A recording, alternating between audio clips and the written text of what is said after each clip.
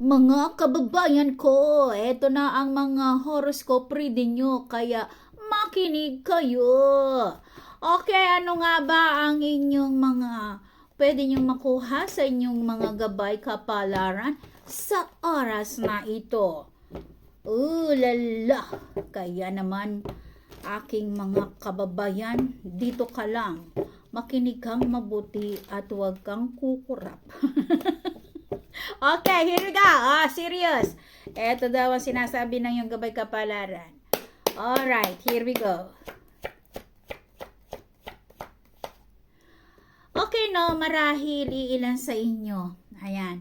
If ever na nag-aalala kayo, meron kayong something na pinagwa-worried, one of the member sa inyong pamilya ito, maaring anak ninyo ito, or something na meron kayong something na pag-aalinlangan. Or dito ay meron kayong kung ano man yung mga pinag-aalala ninyo, naguguluhan kayo. Alright?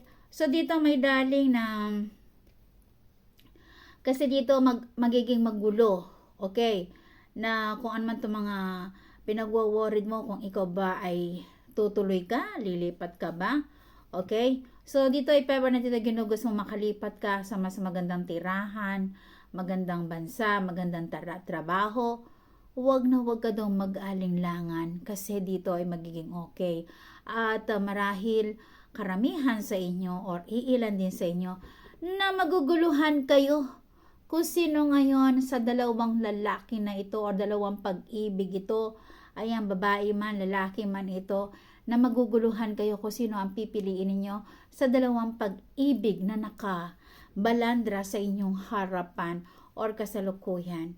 Alright, so dito mararanasan mo na dito ay kay bigat-bigat mo pa, kay bigat-bigat na mga pagdadaanan mo sa buhay, pag-ibig, na kung ano man itong mga kay bigat-bigat mong pinagdaanan. So dito there is something looking forward or moving forward, or dito meron kang something na new beginning ito, na dito rin ay this time magniningning, no? Na dito ay suriin mo muna mabuti at merong guidance na kailangan mo suriin ang isang bagay na pinagdesisyonan mo bago mo ito sunggaban. Kasi dito maaari ka nagkaroon ka ng lesson from your mistake. And if ever na dito ay ginugusto mo magplano ka, magpatayo ka ng bahay, makauwi ka, makapag-abroad ka, yes, magiging okay. At maaaring iilan sa inyo dyan na dito ay pwedeng sumikat ito sa media. Maaaring vlogger ito or maaari ding mga fortune teller o maging kay fortune teller na like me. Okay, or tarot readers ito. Okay, kaya naman dito may daling, no? Kung ano man yung mga pinagdadaanan mo itong 2023 na to, hindi siya naging lakas tama sa inyong kabuhayan. Kung ano man yung mga kaibigat-bigat.